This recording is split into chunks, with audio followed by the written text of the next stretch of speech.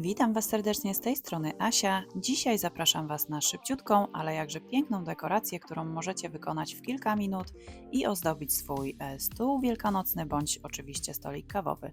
Będą to podkładki pod kubki, ale słuchajcie, tą metodę można wykorzystać i zrobić śmiało również podkładki pod talerze i przepięknie ozdobić stół.